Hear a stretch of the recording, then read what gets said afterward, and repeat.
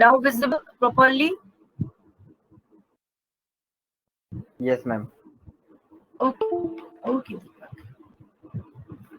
So, in the last class, at what topic we were?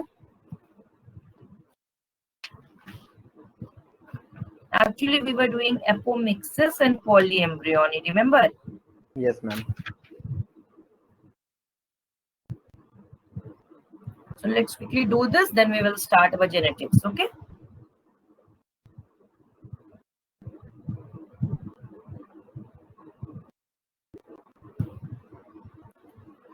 So what do you understand by apomixis?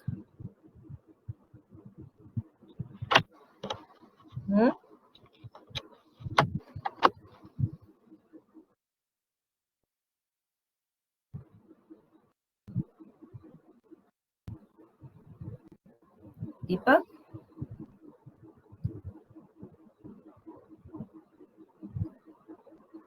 Yes, ma'am. What ma'am do you ये understand by? Sexual reproduction होता है जिसमें एक parent participate मतलब करता है reproduction.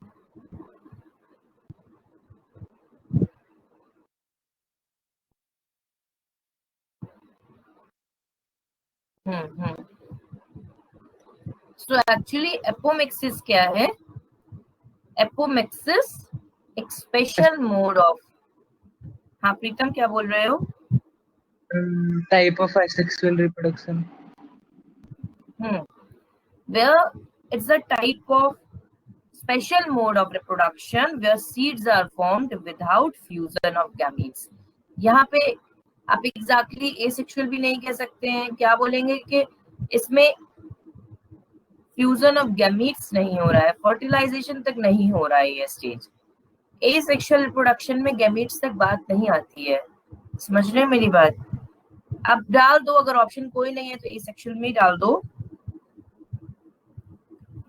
लेकिन यहाँ पे क्या है, किसी के साथ ऐसा हो सकता है कि गैमीट बना हो किसी एक पार्टनर के साथ, लेकिन फर्टिलाइजेशन तक बात नहीं पहुंची। समझ रहे हैं मेरी बात? So yes ma'am. Apomixis is a special mode of reproduction where seeds are formed without fertilization. Okay.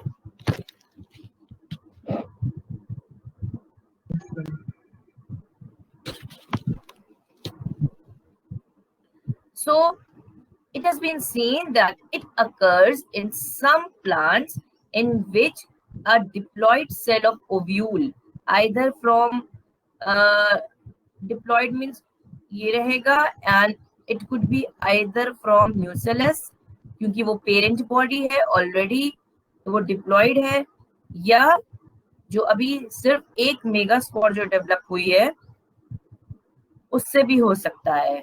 ठीक है, एक पूरा फ्रूट, अब पूरा सीड कैन फॉर्म, इन दो से हो सकता है। So rest of the ovule जो रहेगा that will develop into a seed. अब सीड कैसा, बिकॉज इट्स फ्रॉम 2n तो सीड भी अल्टीमेटली 2n ही रहेगा। ओके, तो seed produce is genetically identical to the mother plant. Okay, so organism जो apomixis से रिप्रोड्यूस कर रहे हैं that organisms are called as apomicte. Okay, ये हो गई बात। अब एपोमिक्सिस हो गई, अब सेकेंड थिंग पार्थिनोजेनेसिस पे बात आई।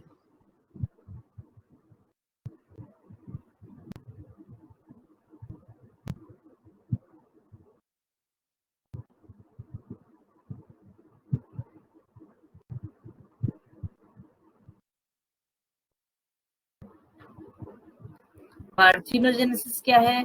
ये एक स्पेशल तरीके की एपोमिक्सिस ही होती है। ठीक है, it's a special type of apomixis in which seeds develop without fertilization. यहाँ तक तो बात एपोमिक्सिस में भी हुई कि सीड डेवलप हुए विदाउट फर्टिलाइजेशन। वहां पे आई टोल्ड यू कि फ्रॉम न्यूसिलस और आइदर फ्रॉम मेगास्पोर। तो पार्थिनोजेनेसिस एक्चुअली क्या है? Is a special type of apomixis in which seed develops without fertilization from unfertilized female gamete.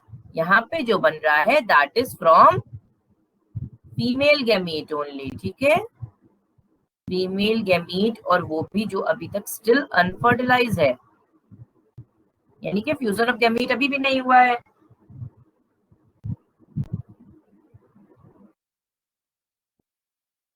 सो वहां बोला था न्यूसेलस और मेगास्पोर, यहाँ प्रॉपर बोल रहे हैं क्लियरली कि फ्रॉम फीमेल गैमीट ओनली, तो ये भी एक एपोमिक्सिस ही है।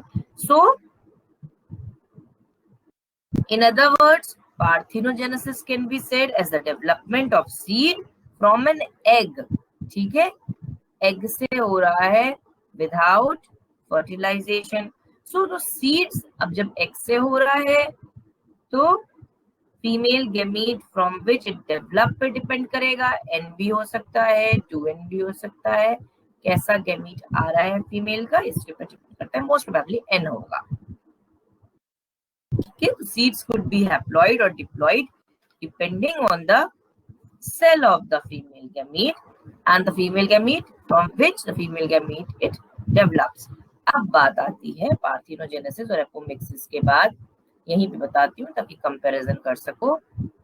तीसरे टर्म की बात आती है that is parthenocarpy.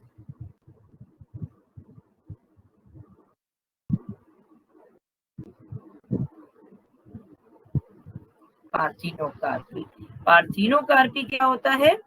It refers to, सबसे पहले यहां तक अभी बोला कि सीड की बात हो रही थी, ठीक है, यहाँ पे सीड की बात हो रही थी, पार्थिनोकार्पी में फ्रूट की बात हो रही है। So it refers to the development of the fruit from the ovary without fertilization, ये पूरी ओवरी को यूज करने की बात हो रही है, एंड विदाउट फर्टिलाइजेशन मतलब fruit from ovary without fertilization. So समझ में आई बात? तो किसने इंट्रोड्यूस किया था पार्थिनोकार्पी? पहले गुस्टेफॉन ने,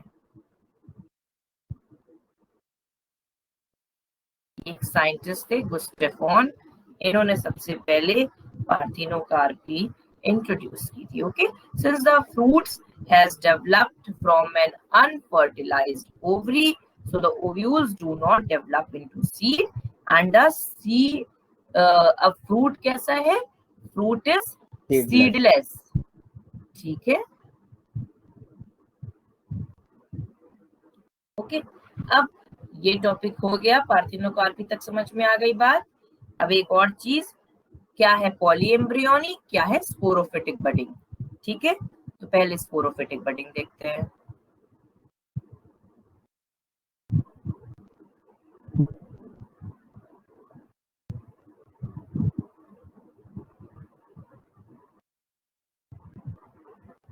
Sporophytic budding. Sporophytic budding is the development of an embryo from the sporophytic part of the plant, like the cells of nucellus या integuments. Either nucellus यूज होगा यहाँ पर भी या integuments यूज होंगे। लेकिन डेवलप क्या हो रहा है यहाँ पे? एम्ब्रियो डेवलप हो रहा है। समझ में आ रही है बात? सीड फ्रूट इनकी बात नहीं कर रहे हैं, डायरेक्ट बोल रहे हैं कि एम्ब्रियो डेवलप हो रहा है, ठीक है। तो it is the development of an embryo from the sporophytic part of the plant, like the cells of the nucellus or integuments. वैसे अगर एपोमिक्सिस में बात करी जाए, जहाँ पे सीड बन रहा है, वो भी अल्टीमेटली जाके एम्ब्रियो में ही डेवलप करेगा। अगर हम ऐसे मिलाने पे आ जाए तो करेगा। तो embryo thus formed is pushed into the embryo sac as it develops। तो बात ये है कि जो जिस पोर्शन में एक्चुअली डेवलप कर रहा है, ये तब की स्टोरी है जब अभी स्टिल पूरा एम्ब्रियो सैक बचा हुआ है ये तब की स्टोरी है। यहाँ पर आपके प्रॉपर ये 3 एंटीपोडल्स, 2 सिनर्जिड्स, 1 एग, ये पूरा एक ओवरी के अंदर हो रहा है। ये rest of the portion nucellus होता है, और जो ये ऐसे बने रहते हैं वो इंट्यूग्यूमेंट्स होते हैं। तो ये कहा जा रहा है कि इनमें से आइदर इससे किसी एक से एम्ब्रियो डेवलप हो जाएगा, और जो एम्ब्रियो डेवलप होगा वो अंदर एम्ब्रियो सैक को पुश करेगा। ठीक है, तो इसमें तो मोस्ट कॉमन टाइप्स एग्जाम्पल्स जो होते हैं इसके, वो आपको मिल जाएंगे। वो एग्जाम्पल्स है ऑरेंज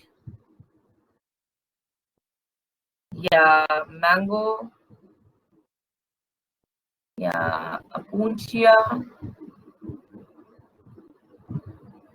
या फिर onion. They are a type of sporophytic budding. अब स्पोरोफिटिक बडिंग के बाद एक और चीज आती है पॉली एम्ब्रियोनी।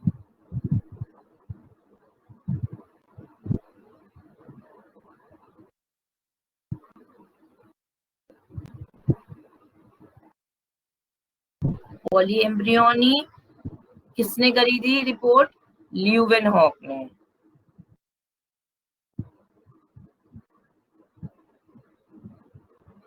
साइंटिफिक नेम्स ये सब तो आप लोग नोट करते चल रहे हो ना? कॉमन नेम्स का साइंटिफिक नेम सब चेंज कर रहे हो ना? गुड, वेरी गुड सानो। तो पॉली एम्ब्रियोनी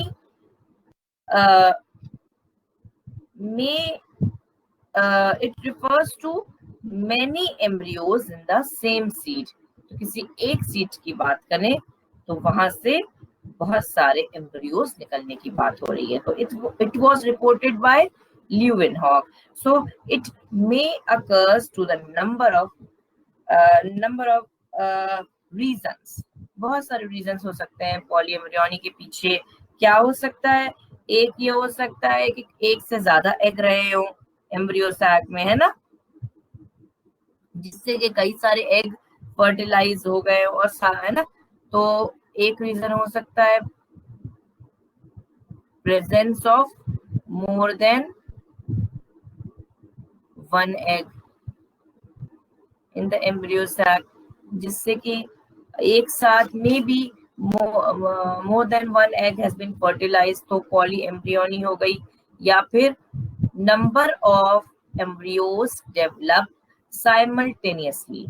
ठीक है, एक साथ कई सारे एम्ब्रियोज डेवलप कर रहे हैं from different part of ovules, यानी कि डिफरेंट पार्ट्स ऑफ ओव्यूल से करेंगे तो क्या मतलब हुआ कि एम्ब्रियोज सिनर्जिड से भी कर रहे हैं और एंटीपोडल से भी कर रहे हैं। सिनर्जिड से भी कर रहे हैं, antipodal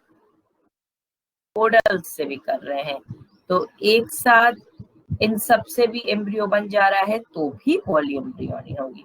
so number of embryos will develop from tissues of nucellus से भी आ जाएंगे, इंटीग्यूमेंट से भी आ सकते हैं। सो पॉली एम्ब्रियोनी कहाँ पर कॉमन है, जो नेचुरल होती है? It is common in gymnosperms.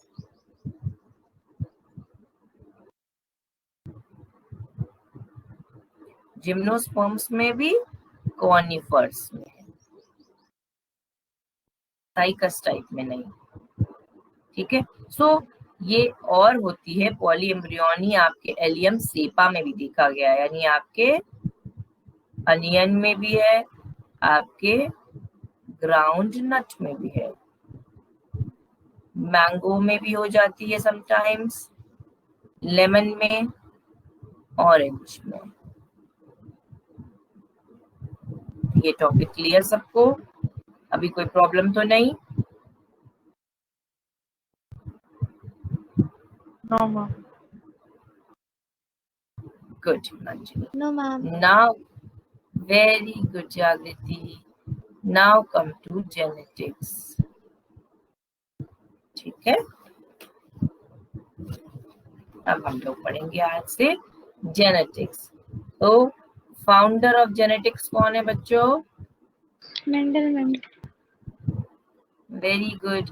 ये तो कोई पूछने का क्वेश्चन ही नहीं हुआ। आपने ये सोचा कि मैं पूछ भी क्या रही है। मेंडल, ये तो बचपन से सुनते चले आ रहे हैं ना। तो फादर ऑफ जेनेटिक्स भी कहते हैं मेंडल को, ठीक है। तो he was not primarily a biologist but an Austrian monk, and he is considered as the father of genetics, ठीक है। इन्होंने 7 डिस्टिंक्ट ट्रेड्स काम किया था from 34 varieties of garden pea. Garden pea means Pisum sativum. So he worked upon Pisum sativum, okay, and he has selected 7 distinct strains. तो ये question आपके NEET में आता है, ठीक है। नीट में आता है कि आपको वो 7 डिस्टिंक्ट स्ट्रेन से मैचिंग आ जाएगी या कुछ इस तरह से आता है, ये डिस्टिंक्ट स्ट्रेन था नहीं था।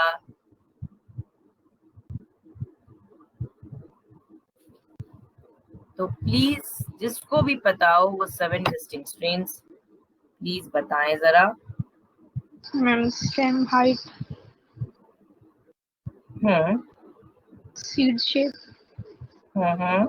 फ्लावर लिख कलर, लेती हूँ मैं लिख लेती हूँ।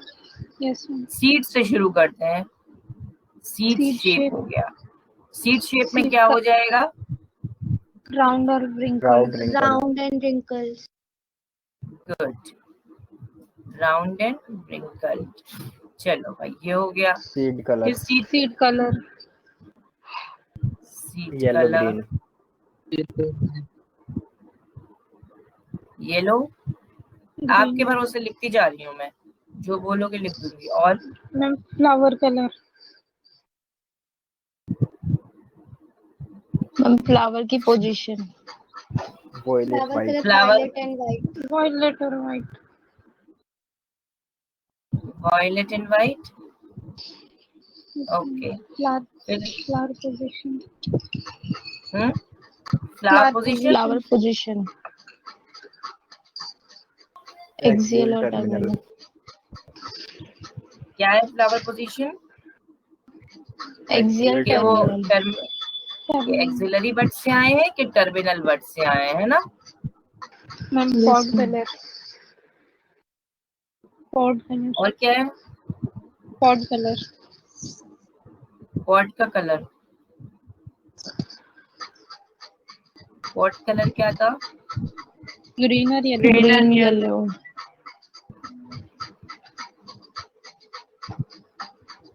और क्या होगा पॉट का? pod shape, shape,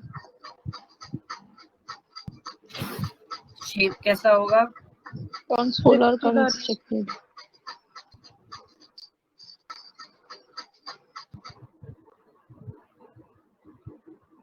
stem height,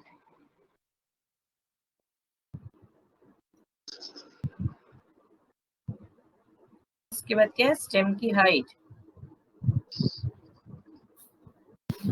7 characters हो गए पूरे।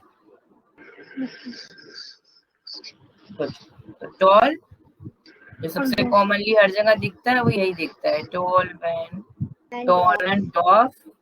और एक आपके इसके ऊपर होता है फ्लावर के कलर पे, है ना, ये विजिबल टू एवरीवन। तो ये 7 कैरेक्टर्स हैं जो मेंडल ने नॉर्मली लिए थे from 34 varieties of garden pea, okay.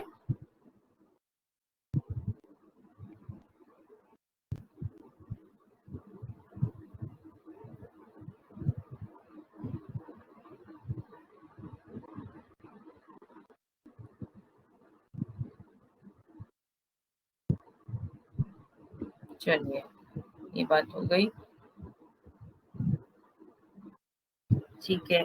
तो रीजन क्या है एक्चुअली मेंडल की सक्सेस का, क्या ये पता है?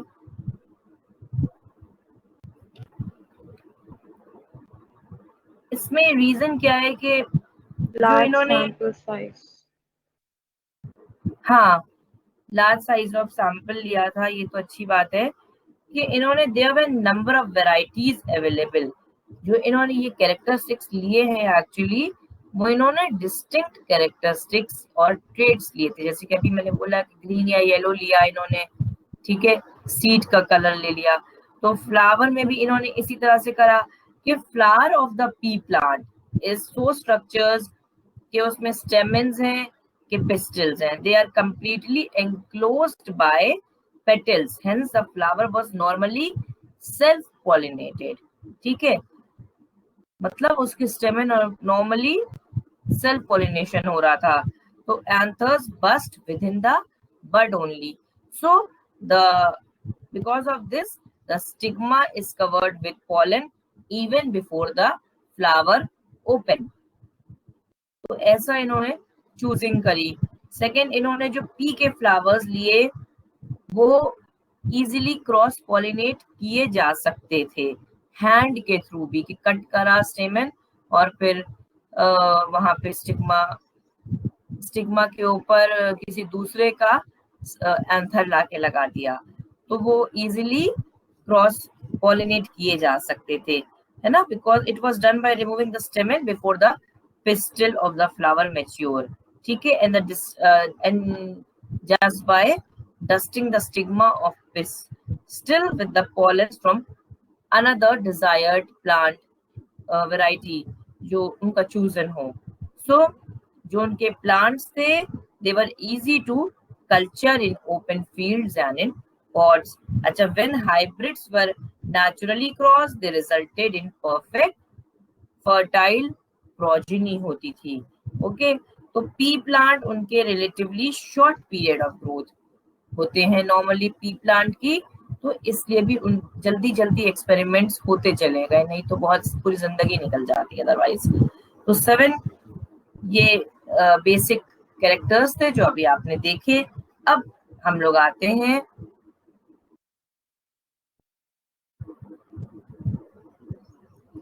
मेंडल्स लॉ ऑफ इनहेरिटेंस पे।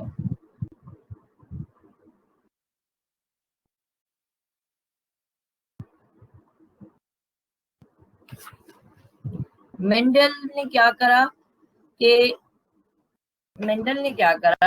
कि जितने भी एक्सपेरिमेंट्स मेंडल ने किए वो उन्होंने बहुत अच्छे से प्लानिंग करी थी। ठीक है, तो he studied only one trait at a time, एक ट्रेट यानी एक फीचर उन्होंने एक टाइम पे स्टडी किया। तो ही स्टडीड, इसी तरह से उन्होंने बहुत सारे ट्रेड्स के ऊपर काम करा, ठीक है, विद बहुत केयर के साथ ताकि कोई कंटामिनेशन ना हो। तो he kept accurate record and analyse them. उनको एक पूरा स्टैटिस्टिक्स, एक पूरा चार्ट बनाया था जिसके ऊपर उन्होंने सबको कैरेक्टराइज किया।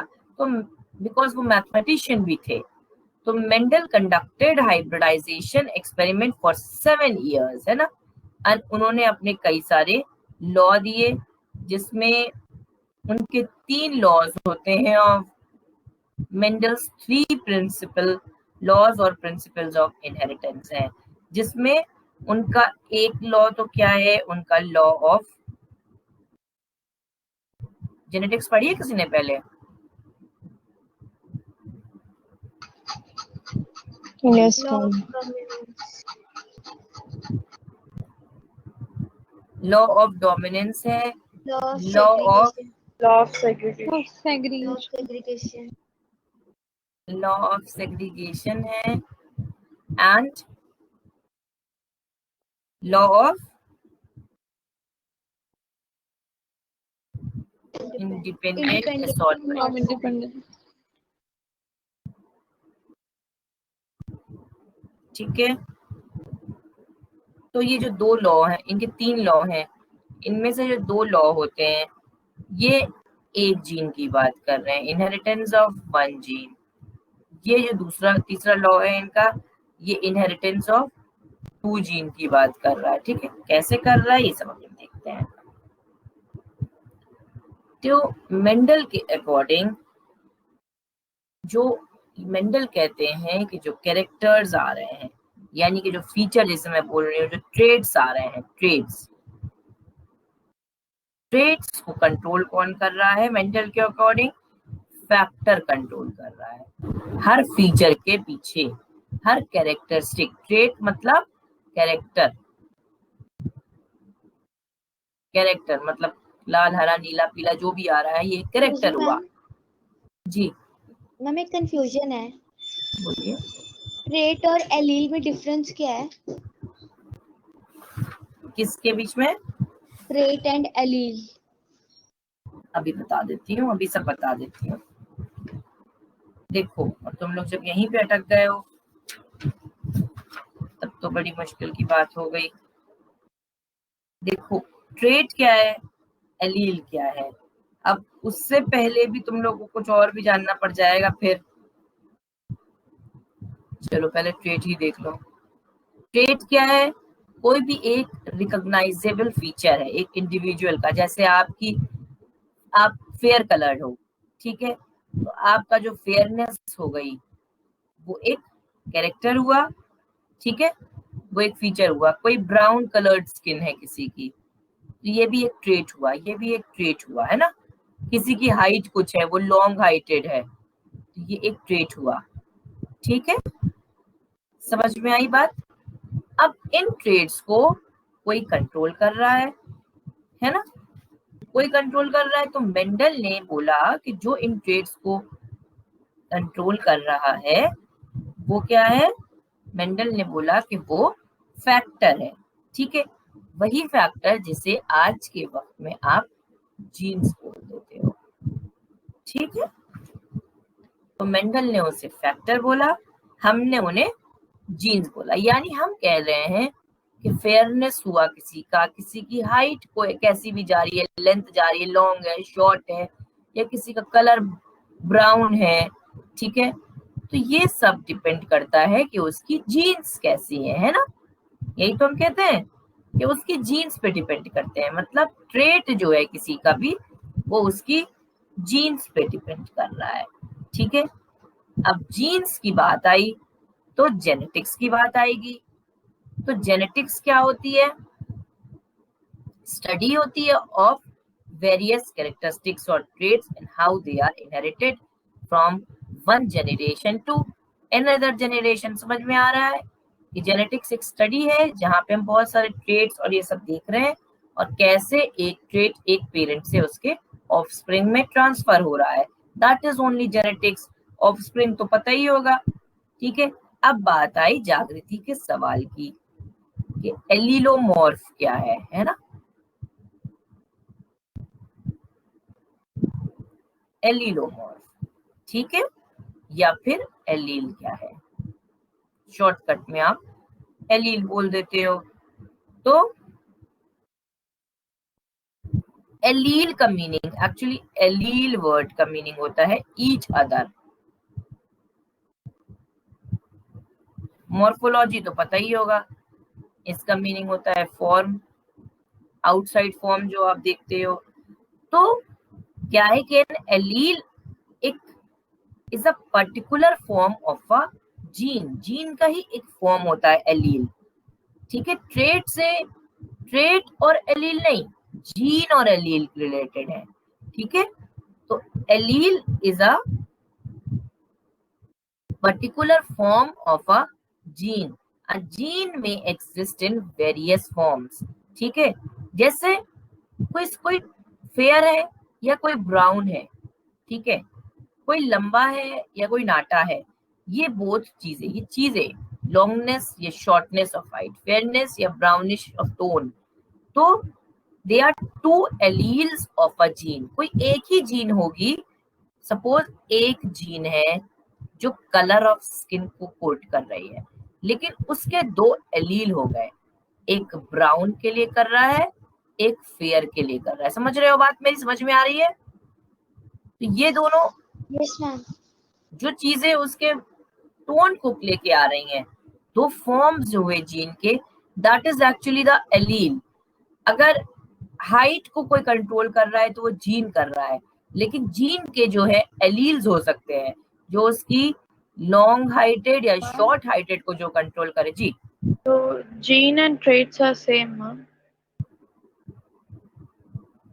ट्रेट क्या हुआ, वो जीन एंड ट्रेट्स कैसे सेम हो गए? Ma'am, traits also we thought that it is color, height, and देखो तुम्हारे बाल लंबे हैं या छोटे हैं, बताओ। लंबे हैं, you have got long hairs और you have got short hairs. हाँ long. Himanjani, long hairs. तो लॉन्ग हेयर्स तुम्हारे दिखाई पड़ रहे हैं ना हिमांजनी, वो एक ट्रेट हो गया, वो एक कैरेक्टर हो गया। लेकिन हेयर को कंट्रोल करने के लिए तुम्हारे अंदर कुछ जेनेटिकली ट्रांसफर्ड जीन्स आए होंगे। हमारे पेरेंट्स, कोई कोई बहुत चाहता है कि उसके हेयर्स लंबे हों, लेकिन लंबे नहीं होते हैं, समझ रहे हो? Yes.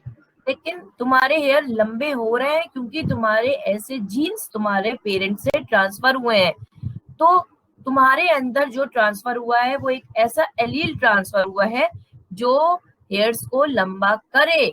लेकिन किसी किसी के अंदर वही एलील ट्रांसफर होता है उसी लेंथ ऑफ हेयर के लिए कि जो हेयर को लंबा नहीं होने देता है। लेकिन जो दिख रहा है एक्चुअली बाहर जो दिख रहा है वो दिख रहा है कि वो हेयर लंबे हैं, वो एक कैरेक्टरिस्टिक दिख रही है। समझ पा रही हो मेरी बात को? Are you able to understand? बाकी सबको समझ में आ रही है मेरी बात? अभी मैं और बताऊंगी Yes, तो और ma'am. समझ में आएगा। Yes, ma'am. Yes, ma'am. तो एलील क्या है? एक particular form of a gene है। Allele is short form of allelomorph. A gene में exist in various forms, so tallness and dwarfness are two alleles of a gene. So अगर zygote है, इन अ zygote है ना, and in each and every cell of a diploid organisms are present two alleles of a trait। Her trait के दो allele normally present होते हैं जो control कराते हैं फीचर को। तो तुम्हारे अंदर भी एलील होगा, समझ रही हो Himanjani? You may have got allele, both allele, जिससे Yes, कि बाल लंबे हो या बाल छोटे रहे हो, लेकिन जो एलील तुम्हारे में दिख रहा है कि लेंथ तुम्हारे में ज्यादा दिख रही है, समझ रहे हो? यानी कि वो वाला एलील तुम्हारे हेयर्स के साथ जीन्स का वो एलील वो डोमिनेंट है तुम्हारे में, समझ रहे हो? तो नॉर्मली कॉमन टर्म्स में लेमैन ऐसे भी कह देता है डोमिनेंट ट्रेट, लेकिन एक्चुअली बैकग्राउंड में बात उसी जीन्स की ही चल रही होती है। बिना जीन की कंट्रोलिंग के कोई ट्रेट नहीं विजिबल होगा। सबको समझ में आई मेरी बात? Yes, ma'am. Yes, ma'am. ठीक है, तो अकॉर्डिंग टू मेंडल चलते हैं अब। यही बात जो अभी मैंने बोली, सेम थिंग कि वेरियस कैरेक्टर्स और the traits they are controlled by genes, और मेंडल ने उन्हें फैक्टर बोला था। ठीक है, तो हम फैक्टर की बात कर लेते हैं कि जितने भी ट्रेट्स हैं, फैक्टर्स क्या कंट्रोल कर रहे हैं? ट्रेट्स को कंट्रोल कर रहे हैं ना। तो फैक्टर्स जो है, जो जीन्स जो है, वो सिमिलर भी हो सकती हैं, डिसिमिलर भी हो सकती हैं। तो ईच गैमीट, चाहे वो मेल गैमीट हो चाहे वो फीमेल गैमीट हो, possess only one factor of the pair. एक जीन, अभी ये सब जीन की बात हो रही है, एलील की बात नहीं हो रही है।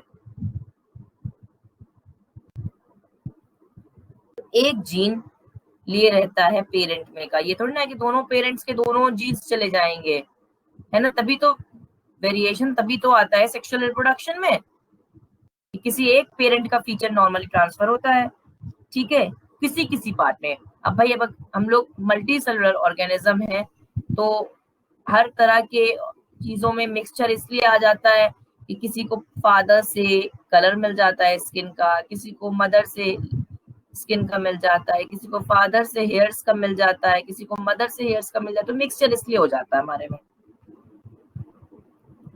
तो paired condition of factors is restored in the zygote. ठीक है, तो ऑफस्प्रिंग जो कि फॉर्म हो रही है जाइगोट से, receive only one factor receive only one gene from each parent. ये सब अभी हम एक्सपेरिमेंट्स आपको सब करवाएंगे धीमे धीमे, ये सब सिर्फ I am just giving you the introduction कि थोड़ा समझ में आना शुरू हो। अभी सब एक्सपेरिमेंट्स करवाएंगे, अभी सब समझ में आएगा, ठीक है। तो मेंडल ने क्या एक्सपेरिमेंट में आपने कैसे मेंडल ने वर्क किया, ठीक है। What are the various steps in Mendel's experiments.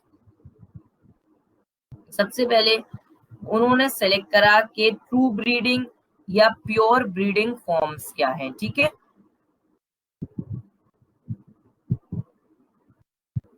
He selected true breeding forms.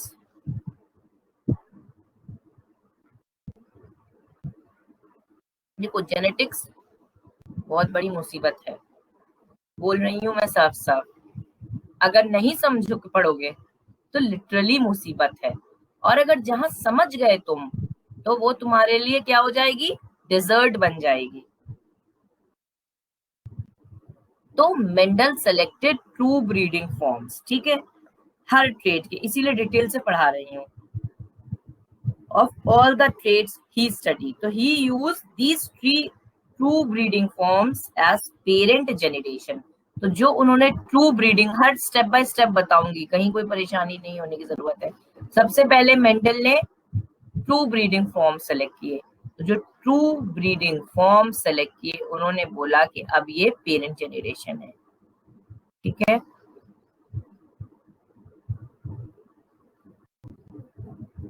ठीक, उसके बाद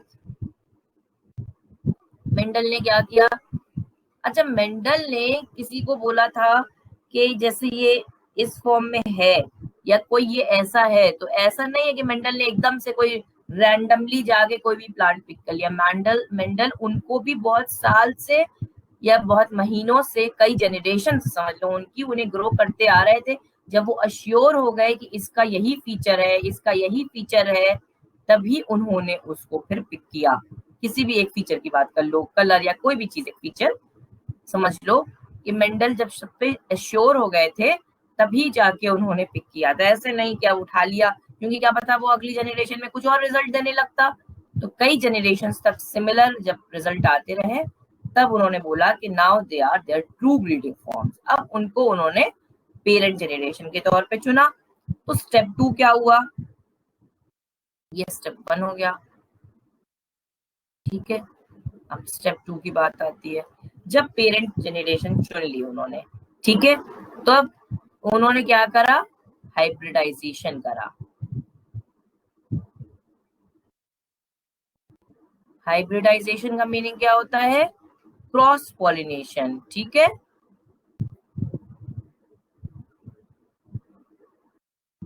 क्रॉस पॉलिनेशन, उन्होंने प्लांट जो चुने थे वो सेल्फ पॉलिनेशन वाले थे, जो अंदर ही अंदर हो जा रहे थे, है ना। वही तो उनकी ये खूबी थी कि अब वो किसी और से ले ही नहीं रहे थे, नेचुरली वो सेल्फ पॉलिनेटिंग थे उनके फ्लावर्स। तो वेरिएशन कहीं इधर उधर से नहीं आ पा रहा था। लेकिन अब उन्होंने जो प्रोसेस करा वो उन्होंने हाइब्रिड बनाने का करा।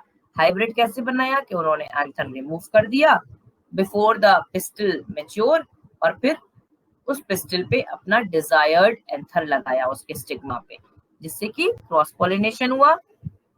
तो क्रॉस पॉलिनेशन के लिए उन्होंने जो कैरेक्टर्स चूज किए वो कंट्रास्टिंग चूज किए। जैसे कि अगर कलर ही बात कर ली जाए फ्लावर की, तो व्हाइट या वॉयलेट, ऐसे 2 फीचर चूज करके लेके आए, ठीक है। Like he pollinated tall plant and dwarf plant, तो 2 कंट्रास्टिंग कैरेक्टर हुए। तो ही डिड सो, जैसे मैंने बताया अभी, by transferring the pollen of one plant to the pistil of the dwarf plant, ठीक है। तो जब सीड मैच्योर हुए तब उन्होंने उन सीड को बो दिया, ही सोड देम, ठीक है, and he observe the results. So all the seeds give rise to tall plants. समझ में आया। तो जो सपोज करो जो पहला जो कैरेक्टर लिया, पहली बार जो मेंडल ने लिया, एक एग्जाम्पल लेके चलते हैं कि कंट्रास्टिंग कैरेक्टर लिए, तो जो पेरेंट जनरेशन में टॉल वाले भी थे और डॉर्फ वाले भी थे, ठीक है। चाहिए ऐसे क्यों लिखते हैं, अगर टॉलनेस के लिए टी लिख रहे हैं तो स्मॉल टी ही उसकी डॉर्फनेस के लिए लिखते हैं। अदरवाइज तुम अगर डी लगाओगे, ये सब कैपिटल लगाओगे तो वो बहुत सारे फॉर्म्स बन जाएंगे और याद करना मुश्किल हो जाता है। इसलिए उनका सिंपल तरीका था टॉलनेस वाले को कैपिटल टी, डॉर्मनेस वाले को स्मॉल टी। तो अब उन्होंने पेरेंट जनरेशन कर ले लिया और पेरेंट जनरेशन से जब क्रॉस करवाया तो रिजल्ट क्या देखा कि all the seed give rise to tall plants only। ठीक है, तो जो पहली जनरेशन उनकी आई that is called as F1 generation, या फिर एक प्रॉपर नेम है इसका first filial generation. First filial generation. अच्छा, उन्होंने ये चीज तो करी, साथ ही साथ कहीं पे तुम लोग सुनते होगे रेसिप्रोकल क्रॉसेस।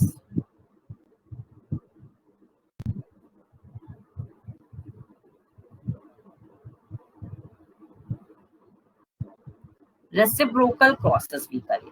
तो he carried out experiments by depositing pollen from dwarf plant to the tall plant. उन्होंने डॉर्फ प्लांट की पॉलन भी टॉल प्लांट पे लगाई, that is just to do the reverse of the process. पहले क्या करा था उन्होंने, pollen from the tall plant लिया था। पहले स्टेप में जो उन्होंने करा था, जो हाइब्रिडाइजेशन का क्रॉस करा, उसमें उन्होंने क्या करा कि pollen from the tall plant लिया और उसको उन्होंने डॉर्फ प्लांट की स्टिग्मा पे लगाया और जाके रिजल्ट जो प्रोड्यूस हुआ वो सारे ही ऑफस्प्रिंग टॉल थे। तो फर्स्ट फिलियल जनरेशन हुआ। ये बात समझ में आई कि पहले उन्होंने जो लिया वो टॉल ले लिया और डॉर्फ ले लिया, और टॉल वाले का उन्होंने एक्चुअली टॉल वाले का पॉलन यूज किया था और डॉर्फ वाले की स्टिग्मा यूज करी। ठीक, अब उसके बाद आ गया रेसिप्रोकल क्रॉस। ठीक है, रेसिप्रोकल क्रॉस का मीनिंग क्या होता है कि उन्होंने क्या करा कि इस बार टॉल वाले की स्टिग्मा रखी और जो डॉर्फ वाला है he choose the pollen of the dwarf plants। ठीक है, तो इसे कहते हैं रेसिप्रोकल क्रॉस, और लेकिन रिजल्ट्स वर सेम के टॉल ही आए। ठीक है, तो results of the reciprocal cross were also the same, that all seed give rise to tall plants. First filial generation में F1 में टॉलनेस ही निकल के आई। तो this way Mendel made a number of crosses and studied various traits। ठीक है, he founded that जो F1 generation होती है that always resemble either one of the parent। तो उनके अकॉर्डिंग जो F1 जनरेशन होती है वो एक पेरेंट से जरूर रिजेंबल करती है। ठीक है, and that the trait of the other parent was not seen in them। ठीक है, अदर पेरेंट का ट्रेट नहीं नजर आया। Please hold for a second, please hold for a second.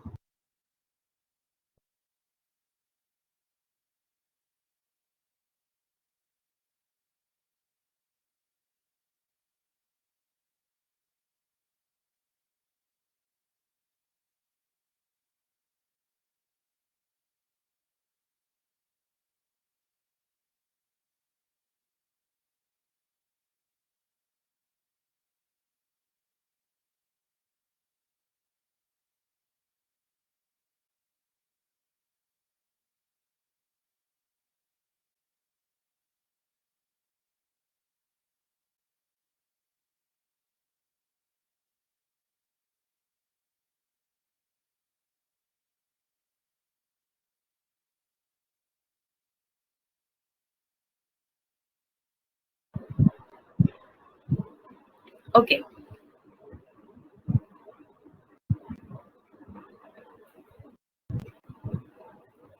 सो ये बोलते हैं मेंडल के जो F1 जनरेशन आती है। I am audible to everyone? Yes, ma'am. Yes, तो ma'am. मेंडल बोलते हैं कि जो F1 जनरेशन आती है वहां से क्या है कि कोई ना कोई पेरेंट से मैच जरूर करेगा। समझ में आ रहा प्रीतम, दीपक? चुप हो गए तुम लोग? यस मैम, आ रहा है ma'am. Yes ma'am. Very good, good. तो उसके बाद स्टेप 3। स्टेप 3 क्या है? अभी हम सिर्फ किसी एक ही फीचर की बात कर रहे हैं, ठीक है? स्टेप 3 क्या है? Self pollination of F1।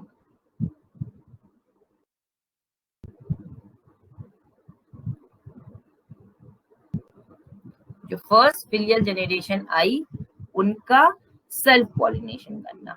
तो अब इसमें जब इन्होंने सेल्फ पॉलिनेशन कराया, अभी सब बताऊंगी, एक्सपेरिमेंट फिर से करवाऊंगी, अभी इस पे परेशान होने की जरूरत नहीं है कि अधूरा लग रहा है या पूरा समझ में नहीं आ रहा है। तुम लोग इस चक्कर को अपने दिमाग से निकालो, अभी सिर्फ इस बात को समझो, ठीक है? अभी एक्सपेरिमेंट्स करवाऊंगी।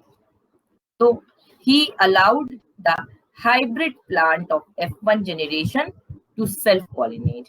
F1 जनरेशन की जो प्लांट अब निकल के आया, जो हाइब्रिड बन के आया, उसको उन्होंने सेल्फ पॉलिनेट करवाया। अब जब ये सेल्फ पॉलिनेट करवाएंगे ये इसको, तो जो रेशियो निकल के आया वो रेशियो था 3:1, ठीक है? टॉल और डॉर्फ का। तो टॉल टू डॉर्फ का रेशियो था 3:1, ठीक है? तो सक्सेसिवली उसके बाद उन्होंने F3 देखी, उसके बाद उन्होंने F4 देखी, वो सब वो सेल्फ पॉलिनेशन करवाते चले गए, ठीक है? तो he counted, he recorded and then he analysed the numbers in each generation, ठीक है? अब मेंडल के एक्सपेरिमेंट के कुछ रिजल्ट्स आए।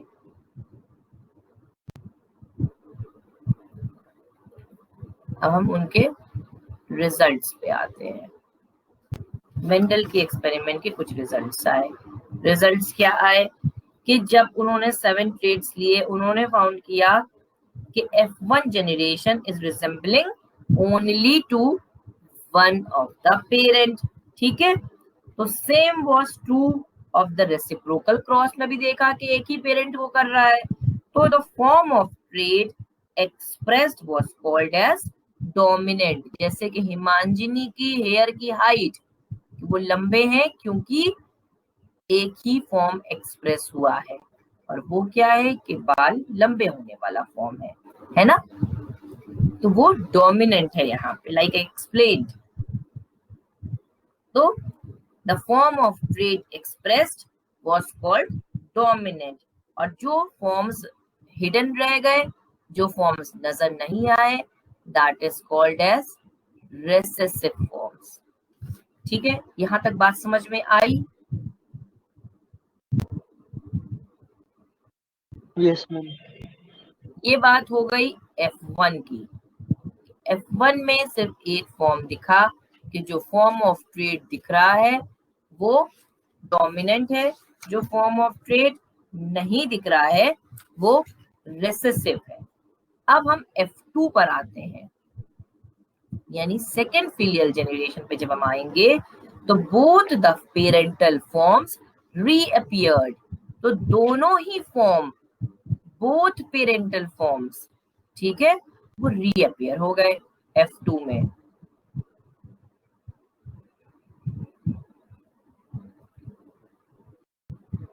यानी अगर हम अपने एंसेस्टर्स पे जाएं तो हमारे अंदर हमारे पेरेंट का तो कोई एक ही फॉर्म आया होगा, लेकिन जो हमारे नाना नानी या हमारे दादा दादी, वहां से जो पेरेंटल फॉर्म्स आ रहे हैं ना, एक जनरेशन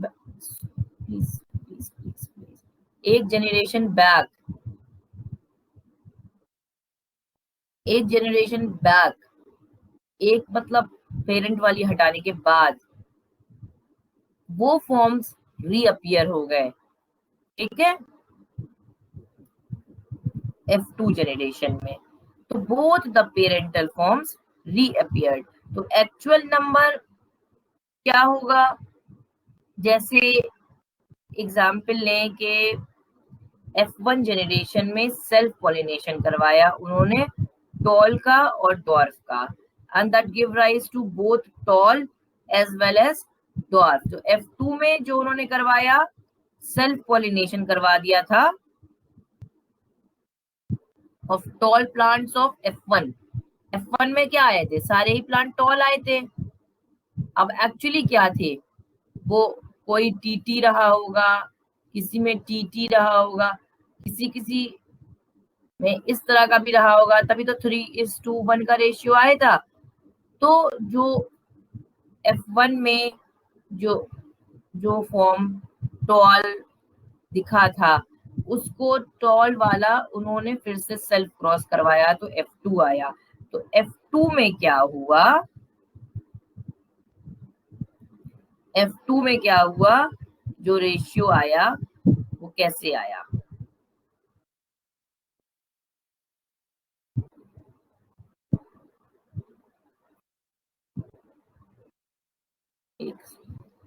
यहाँ मैंने क्या दिखाया,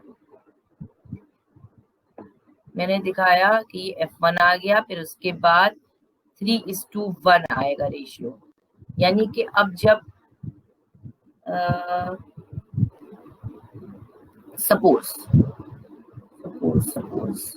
कैसे समझाऊं, फिर से बताती हूँ। देखो ये पेरेंट जनरेशन है, यहाँ पे टॉल है, यहाँ पे ये है, तो ये हो गई पेरेंट जनरेशन। पेरेंट जनरेशन का जो अब ये हाइब्रिड बन गया, ये हो गई फर्स्ट फिलियल। अब इनका और इनका फिर से क्रॉस कराओ फर्स्ट फिलियल का, तो तुम्हारी F2 आएगी। तो F2 में कैसे आएगा, TT भी आएगा और ये TT आ सकता है, ये आ सकता है, ठीक है। Yes ma'am. तो इनका नॉर्मली जो नजर आएंगे, जो नजर आ रहे हैं मॉर्फोलॉजिकली, वो 3:1 के रेशियो में आ रहे हैं, ठीक है।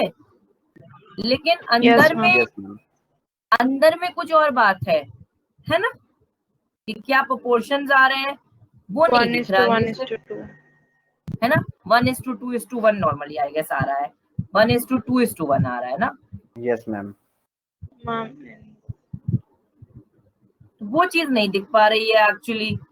तो वो चीज कैसे दिखेगी, अगर सिंपली हम पुनेट स्क्वायर का यूज कर ले, अगर जो भी हम बताते तुम लोग को, लेकिन अब तुम्हारी कंफ्यूजन को देखते हुए हम रोक दे रहे हैं खुद को।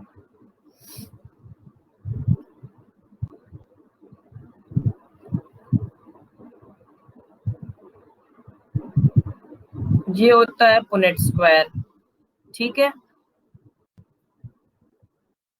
तो टॉल के लिए ये है, डॉर्फ के लिए ये है, ठीक है। तो इधर रख देते हैं टॉल, इधर रखते हैं डॉर्फ, ठीक। अभी हम F1 पे हैं, अब ये सब भूल जाओ अब, ठीक। तो क्या बन के आएगा, ऐसे करोगे, टॉल जनरेशन। मैं कुछ गड़बड़ कर रही हूँ क्या? नो मैम, हम्म, F1 जनरेशन तो टॉल आएगी ना। तो ये F1 हो गई, ठीक। अब हम F2 पे आ जाएं। F2 में कैसे होगा, ऐसे होगा कुछ।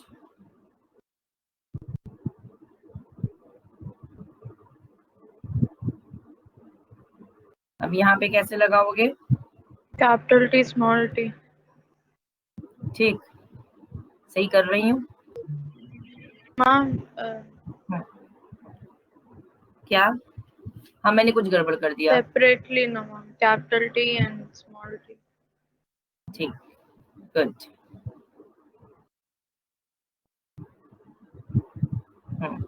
तो कैसे लगेगा, ऐसे लगेगा, ठीक है। अब क्या आया, ऐसे, जी small t ma'am capital T small t, capital T small t। ऐसे, yes ma'am. Yes Yes. Ma'am, capital T small t। Same रहेगा दोनों में। पक्का? Yes, ma'am. Yes Yes, ma'am. Yes, ma'am. ये हो गया, और फिर इसका क्रॉस करा तो ये हो गया, और इनका करा तो ये हो गया, इनका ये हो गया। तो जो अब तुम जेनेटिक वे में देखोगे तो कैसे नजर आ रहा है, ऐसे टीटी 1:2:2. ये इस टू ये, यानी कि एक प्रॉपर डोमिनेंट है, दो जो है कुछ और तरीके से डोमिनेंट है, और तीसरा वाला रेसेसिव है, डॉर्फ। Dwarf. तो 1:2:1, और जो दिख रहा है वो ऐसे दिख रहा है कि 3 are tall and 1 is dwarf। ठीक है, तो जो दिख रहा है actually that is the Phenotypic phenotypic ratio. बस। तो जब तुम लोग को ये आता है तो बचा क्या, और जो एक्चुअली ये है, ये क्या है, Genotypic ratio. समझ में आ गई सबको बात। तो पुनेट स्क्वायर भी पूछा जाता है, मुझे नहीं लगता कि पुनेट स्क्वायर तुम्हें अलग से बताए, तुम्हें तो आता ही है। ठीक है, बस ये है कि एक चेकर बोर्ड है जिसे आरसी पुनेट ने करा था, ठीक है, फॉर स्टडी ऑफ जेनेटिक्स।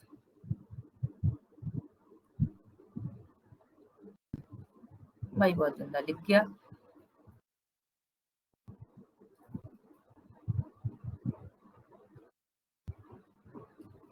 ठीक है, तो अब मेंडल की जब बात आई, हम लोग कहाँ पर थे, यहाँ पे थे।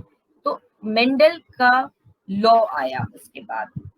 ठीक है, तो पहला लॉ ऑफ डोमिनेंस जो आपने देख लिया, समझ में सबको आ गया कि out of these only one factor express in it F1 generation. ठीक है, यानी कि एक ही फैक्टर डोमिनेंट हो रहा है, दूसरा वाला रिसेसिव हो रहा है। ये हो गया उनका लॉ ऑफ डोमिनेंस। समझ में आ गया सबको। दूसरा लॉ है Mendel's law of segregation. Very good. दूसरा लॉ है, जिस तरह से आपने हमें बताया, सही कराया, हम समझ गए कि आपको समझ में आता है। वेरी गुड, समझ में आ रहा है। Then second law is Mendel's law of segregation. ठीक है,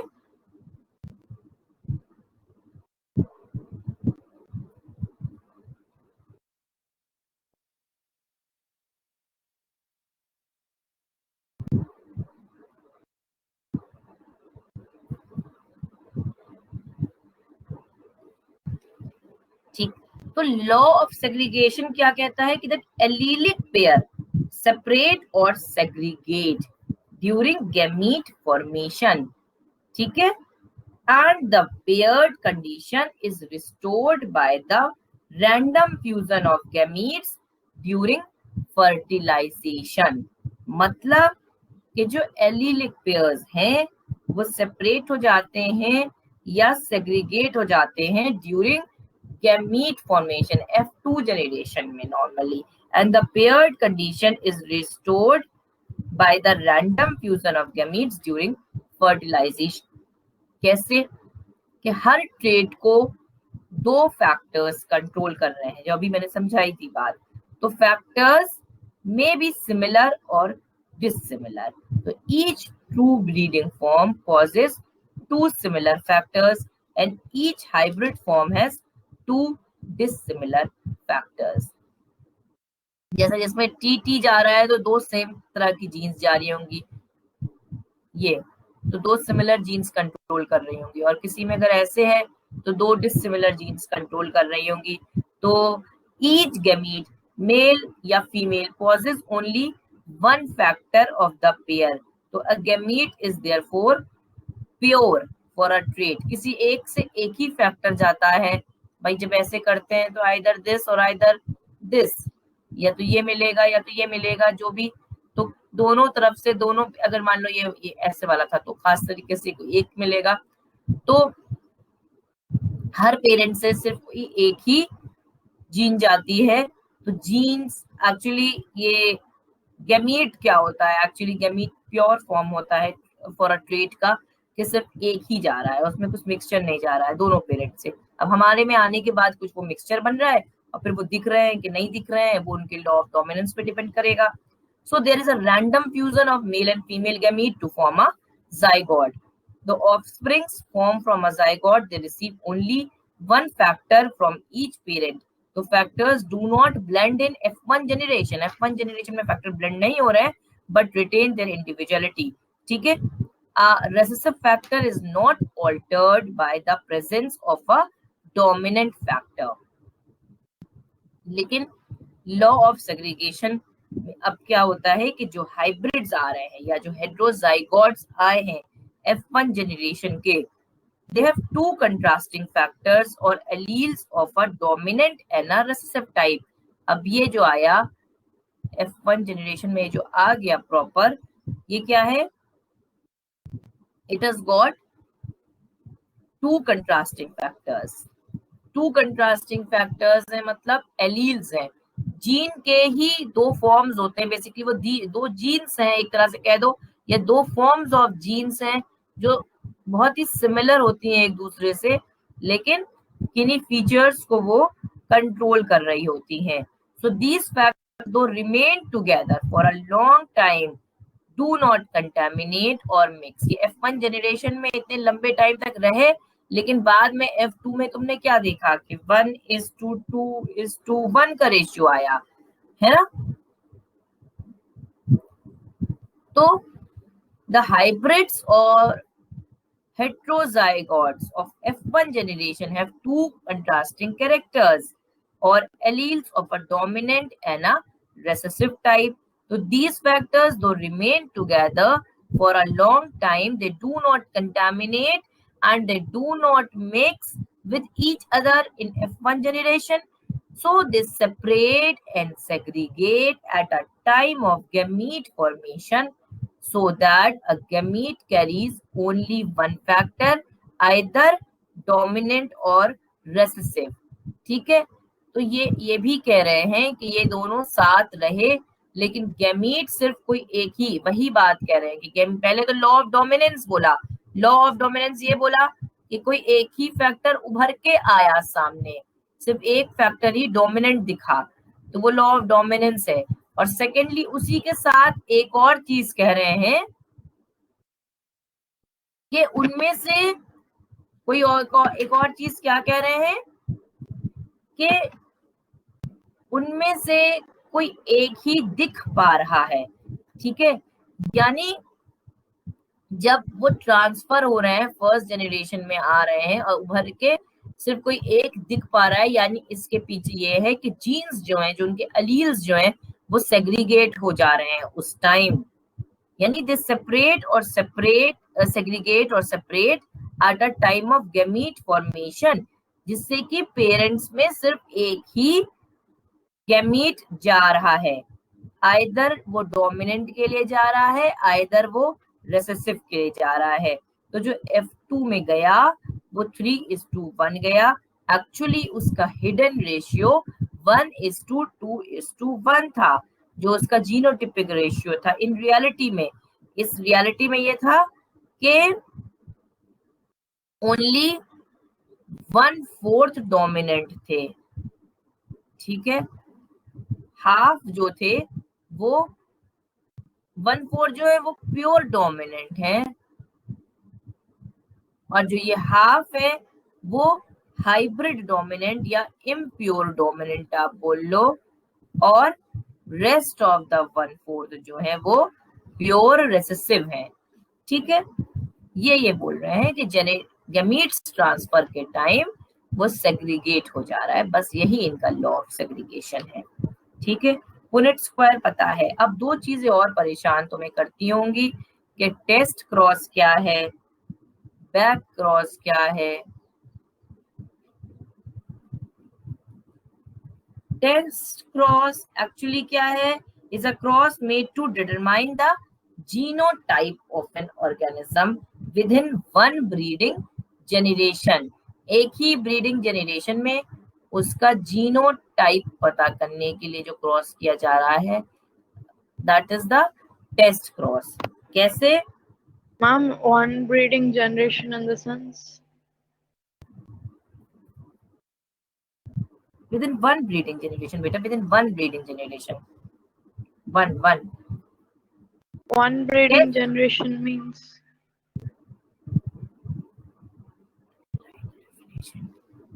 wait,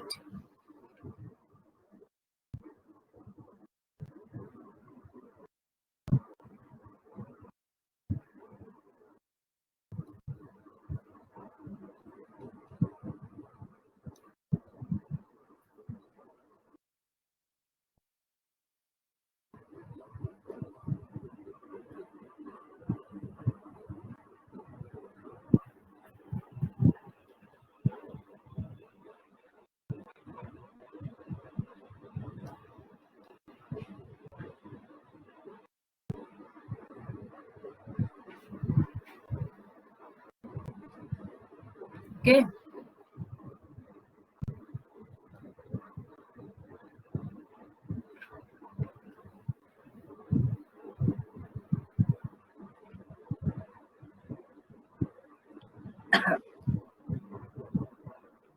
सो टेस्ट क्रॉस इसलिए किया जा रहा है in order to determine the genotype.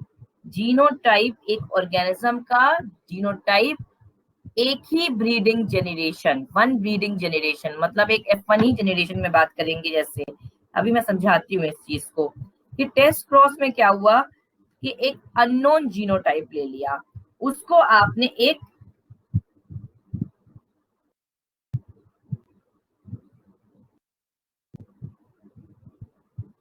Unknown genotype है उसका क्रॉस कराया, ठीक है, with a homozygous recessive organism of same trait।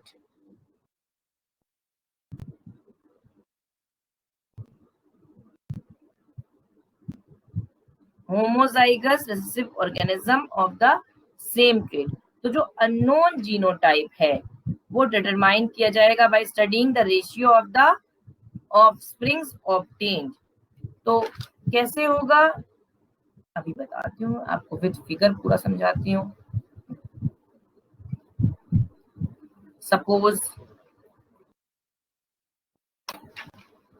एक सेकेंड, जैसे इसमें कि अब all the resultants offspring show a dominant trait only, ठीक है। तो अगर सारे जो रिजल्टेंट ऑफस्प्रिंग्स आ रहे हैं उनमें जो ट्रेट है वो डोमिनेंट ट्रेट है ओनली, तो unknown genotype is homozygous dominant, ठीक है। If the ratio of the dominant to the recessive is 1:1 का अगर रेशियो आ गया है डोमिनेंट का रेसेसिव के साथ, तो जो अननोन जीनोटाइप है वो हेटेरोजाइगस है। यानी अगर 50-50 आ रहा है दोनों का तो हेटेरोजाइगस है वो, और अगर कंप्लीट डोमिनेंट आ जा रहा है होमोजाइगस डोमिनेंट, कुछ उसमें मिक्सचर नहीं आ रहा है, तो जो आपकी अननोन है वो अननोन जीनोटाइप आपका होमोजाइगस डोमिनेंट है। तो कैसे,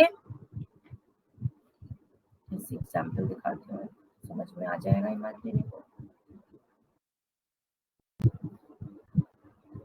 सपोज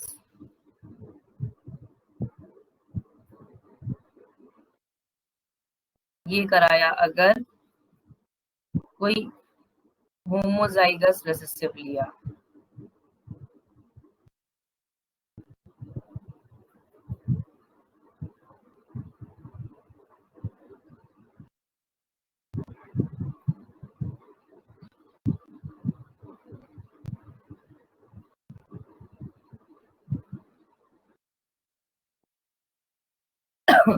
होमोजाइगस रेसेसिव है, उसका क्रॉस किसी डोमिनेंट के साथ करा रहा है,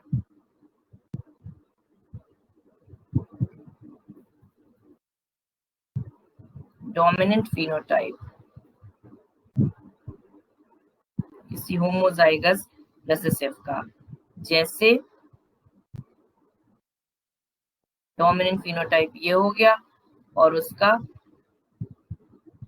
ये हो गया इस फॉर्म में, तो यहाँ पे क्या है, जो डोमिनेंट फिनोटाइप है ये एक्चुअली ये अननोन था। अभी ये चीज अननोन थी, ये चीज हमें पता नहीं है कि ये दोनों कैसे हैं, तो हमने बस क्रॉस करवा दिया गया है। तो जो क्रॉस हुआ, जब क्रॉस के रिजल्ट पे डिपेंड करेगा, वही टेस्ट क्रॉस होता है कि वो कैसा है। तो जो क्रॉस हुआ ये भी एक्चुअली चेकर बोर्ड भी तभी बन पाएगा जब रिजल्ट आ जाएगा जेनरेशंस देख के।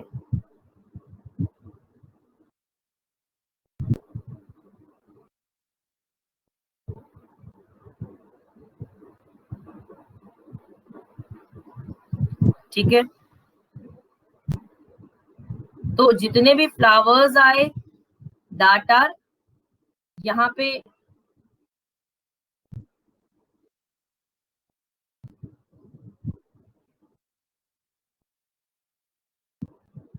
तो ऑल फीचर्स जितने भी फ्लावर्स आए वो कैसे हुए, यहाँ पे डोमिनेंट फिनोटाइप के ट्रेट के हुए। अननोन फ्लावर जो है आपका वो होमोजाइगस है। क्यों? क्योंकि यहाँ पे ये कलर मान लो ये व्हाइट के लिए जा रहा था, ये वॉयलेट के लिए जा रहा था, तो जितने भी फ्लावर्स आए वो वॉयलेट कलर में ही आए। तो इसे कहा गया, उन्होंने इतने टेस्ट कर लिए थे कि उन्होंने रूलिंग दे दी, बेसिकली उनके टिप्स पे आ गया था सब। तो जो रिजल्ट आया उन्होंने बोला कि उसका जो मैंने टेस्ट क्रॉस एक्चुअली किया था, दूसरा वाला जो था वो होमोजाइगस डोमिनेंट था, क्योंकि ऑल फ्लावर्स वॉयलेट ही आए, जबकि जिसे ये पता है इनका रेसेसिव वाले में व्हाइट था और रिजल्ट आ रहा है वॉयलेट। तो वो कहते हैं कि जो पार्टनर था वो होमोजाइगस डोमिनेंट था, यानी उसके में दोनों ही ये चीजें थी, WW थी, क्योंकि ये इतना टेस्ट करके वो रिजल्ट पता कर चुके हैं ऑलरेडी, प्रोसीजर उन्हें पता है। तो टेस्ट क्रॉस भी उनका उसी चीज के ऊपर बेस कर जा रहा है। तो all flowers are violet in colour, तो अननोन फ्लावर उनका होमोजाइगस डोमिनेंट रहा। अच्छा, एक और उन्होंने केस करा, वही सेम चीज है बस उसकी टेस्टिंग की जा रही है। एक और केस करा कि सपोज जहां पर जो अननोन जीनोटाइप है उसका कैसा जीनोटिपिक रेशियो हो, जो अननोन फिनोटाइप है यहाँ पे है तो ये वॉयलेट कलर डोमिनेंट ही यहाँ पे दिख तो रहा है, इस जेनरेशन में डोमिनेंट ही दिखेगा जाके, लेकिन उसका जीनोटिपिक रेशियो ये WN स्मॉल w है, यानी और जिससे ये करा रहे हैं ये होमोजाइगस रेसेसिव है, जो इन्हें दिख रहा है वाइट ऑलरेडी। तो ये फिर से एक टेस्ट क्रॉस करवाएंगे और जो जेनरेशंस आएंगी पुनेट स्क्वायर पे करने से क्या होता है, ये इजी हो जाता है, इसीलिए पुनेट चेकर बोर्ड्स यूज किए गए। तो जो जेनरेशंस आएंगी ये ऐसे ली गई वॉयलेट एंड व्हाइट के लिए, तो क्या हो गया, ये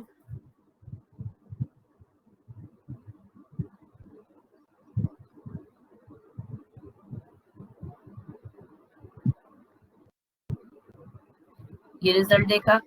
ये रिजल्ट में क्या पता चल रहा है कि दो, एक और दो, 50-50% 50-50 का रेशियो है ना, यानी कि 1:1 का रेशियो है। तो जब कुछ इस तरह का 1:1 का रेशियो आए कि हाफ फ्लावर्स वॉयलेट आए और half of the flowers white आए, तो अब जिसके लिए किया जा रहा था, इसका जीनोटाइप पता करने के लिए किया जा रहा था एक्चुअली, तो ये कह रहे हैं मान लो ये पर्पल ही दिख रहा हो एक टाइम पे, लेकिन जीनोटाइप नहीं पता था, ठीक है, ये दिख रहा था, ठीक है, पर्पल दिख रहा था कलर इसका फ्लावर का, लेकिन जीनोटाइप नहीं पता था। तो जब ये रेशियो इस तरह से आया कि आधे फ्लावर्स व्हाइट कलर के आए, आधे फ्लावर्स पर्पल कलर के आए, तो उसके बेस पे उन्होंने बोला कि इनके बीच में जो रेशियो है वो 50-50 का है, और जो ये रहा होगा इसका जीनोटाइप क्या है, हेटेरोजाइगस डोमिनेंट है। क्या है? हेटेरोजाइगस डोमिनेंट है। और जब इधर वाले में क्या बोला कि जब नहीं पता था और जब इस तरह से आया कि नॉर्मली सारे ही डोमिनेंट आ गए, सब में ही पर्पल आ गया था, तो वो कहते हैं कि जो पेरेंट का जो अननोन वाला एक पेरेंट है जो पर्पल, वो क्यों दिख रहा है, एक्चुअली ये रीजन जानना है। ये दिख रहा है पर्पल, लेकिन क्या ये फर्स्ट जनरेशन है या कैसा है, तो ये तब ये कहते हैं ये पर्पल दिख रहा है, यानी कि इसका जो एक पेरेंट है जो पर्पल, रीजन इसलिए है कि उसमें जितने भी जीन्स हैं वो सब होमोजाइगस डोमिनेंट हैं। ठीक है, समझ में आई बात? सबको समझ में आई? Yes, cross ma'am. समझ में आया? Yes ma'am. Yes ma'am. ठीक, अब हम लोग बैक क्रॉस भी देख लें कुछ।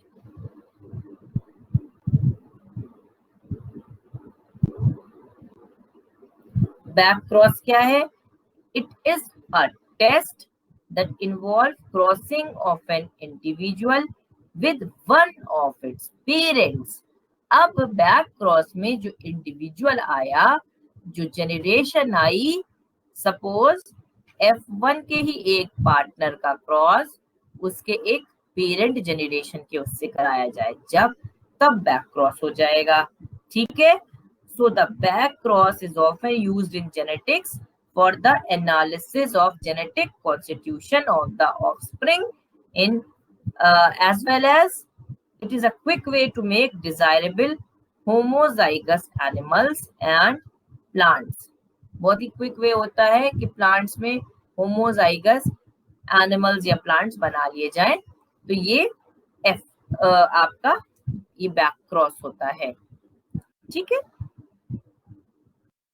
यानी कि जो F1 जनरेशन है या कोई सी भी जनरेशन की, उसके पेरेंट से फिर करवा लिया जाता है जब क्रॉस, तब वो बैक क्रॉस है। अब हम लोग कहते हैं ये सब हम लोगों ने एक मोनो हाइब्रिड क्रॉस की बात करी अभी तक के। प्लीज वेट अ सेकेंड, अभी तक हमने जो बात करी वो सिर्फ मोनो हाइब्रिड क्रॉस की बात करी। ठीक है, अब now we will talk for dihybrid cross। okay,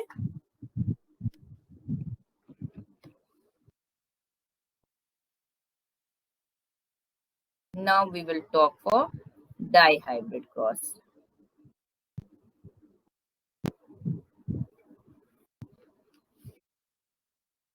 dihybrid cross का मीनिंग इनहेरिटेंस ऑफ 2 जीन्स। अभी तक तो सिर्फ एक जीन की स्टोरी चल रही थी, है ना?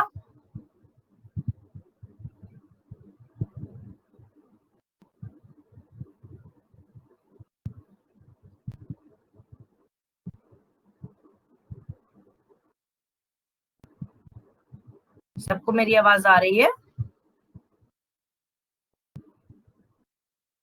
Yes ma'am. Yes ma'am. Yes. Okay. Inheritance of 2 genes।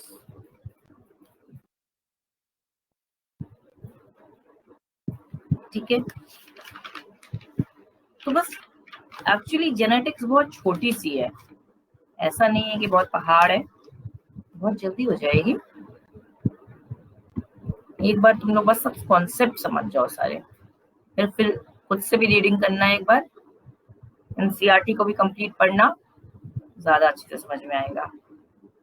NCERT में तो और ब्रीफ में दिया हुआ है, अच्छे से 5-10 पेजेस में खत्म कर दिया गया है।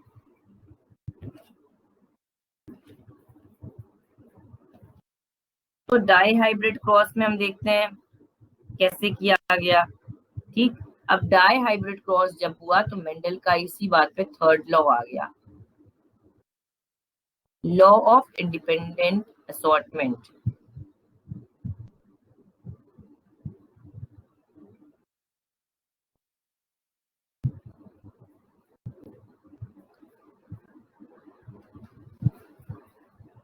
ठीक है, तो in the law of dominance या लॉ ऑफ सेग्रीगेशन में मेंडल ने अभी तक वहां पे सिर्फ मोनोहाइब्रिड क्रॉस किया था। ठीक है, तो Mendel studied 1 character, at a time.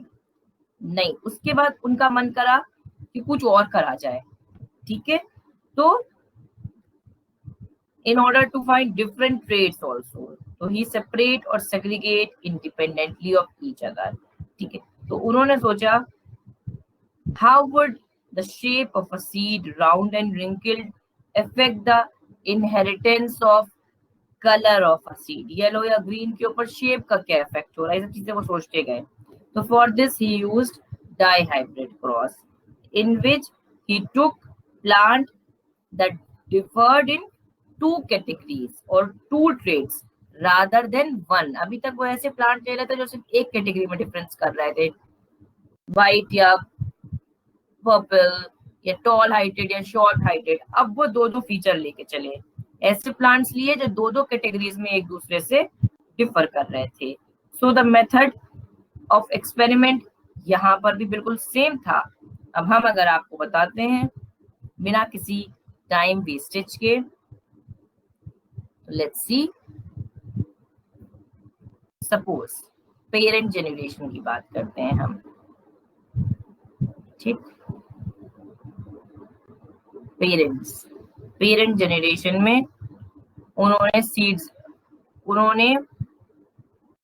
Seed लिए राउंड, ठीक है, और येलो, और क्या उन्होंने लिया सीड, रिंकल्ड एंड ग्रीन, दो फीचर लेके चले।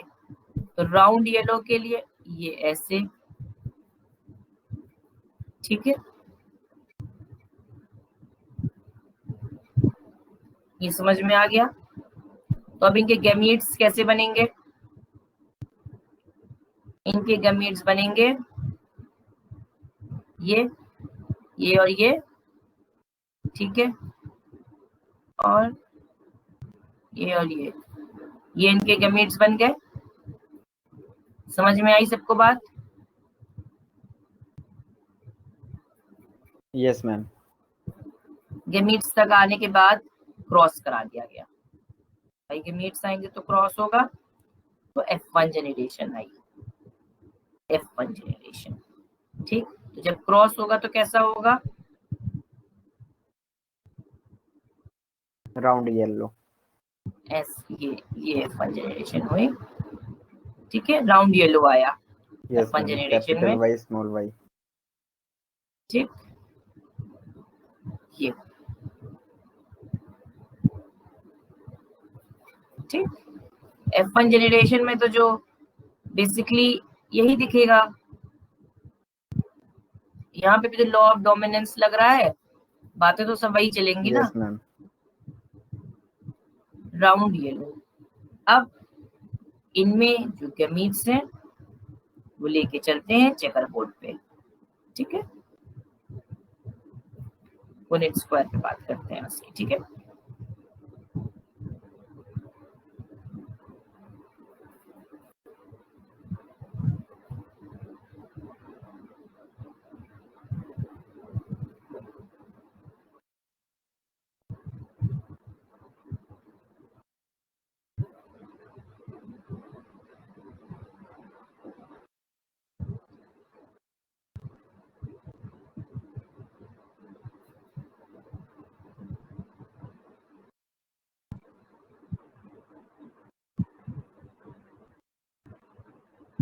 तो अब कैसे गया इनका, ऐसे गया। एक तो ये रहा इनका आर वाई, यस मैम। एक इनका ये रहा, है ना, एक इनका ये रहा और एक ये रहा, ऐसे ही तो रहा ना, गैमीट्स ऐसे ही हुए। Yes ma'am. सेल्फिंग करवाएंगे ना, ये इनकी और इनकी सेल्फिंग करवा देंगे ना फिर से, यस मैम। F1 की सेल्फिंग करवाएंगे तो F2 आएगा,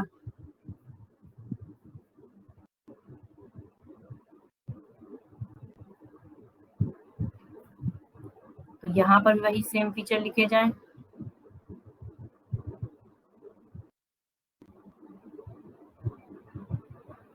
सबको समझ में आ रही है? Yes ma'am.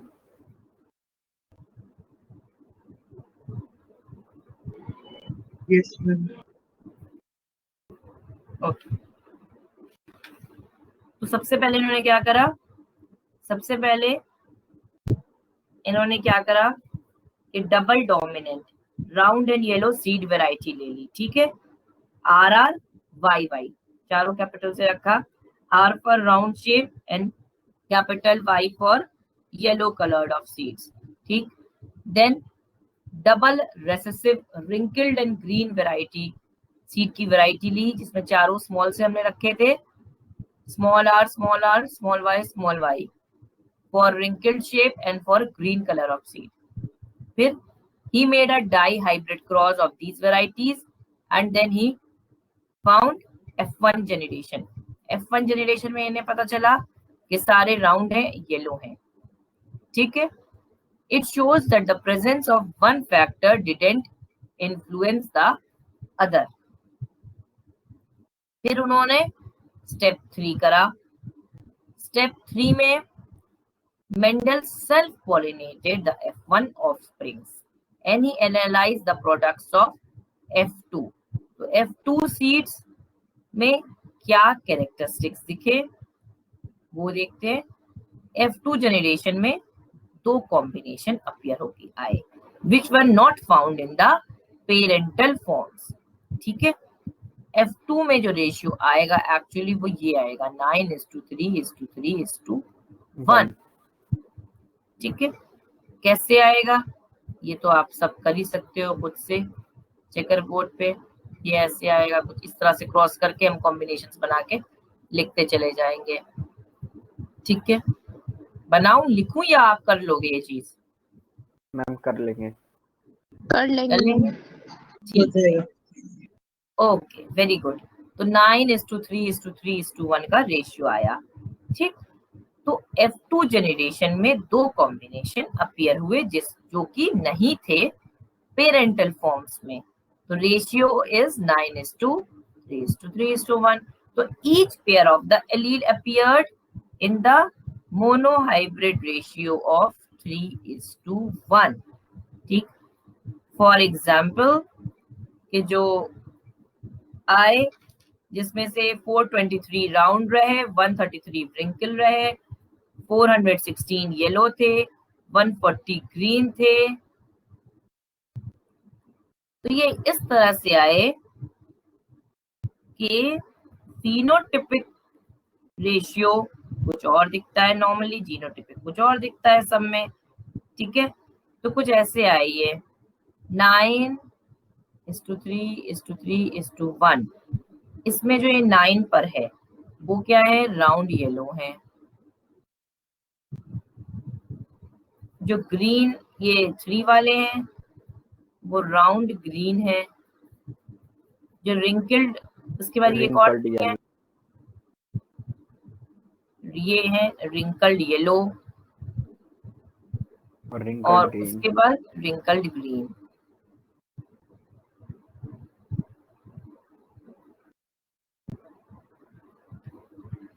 तो हर पेयर ऑफ एलील अपने मोनोहाइब्रिड रेशियो के 3:1 के ही रेशियो में चला है एक्चुअली, लेकिन जब हम डाई हाइब्रिड की बात कर रहे हैं तब F2 रेशियो 9:3:3:1 में चला गया है। तो F1 हाइब्रिड जो हेटेरोजाइगस था वो individuals will produce 4 type of gametes. So if 2 gametes under study assort independently of each other, so these would be जो gametes उनके रहे normally वो ये रहे,